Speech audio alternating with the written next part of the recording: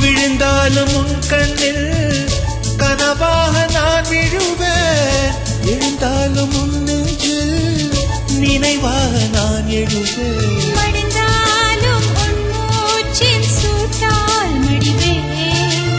பிறந்தாலும் உன்னையே தான் மீண்டும் சேர்வேன். இனி உன் மூச்சை கடன் வாங்கி நான் வாழுவேன்.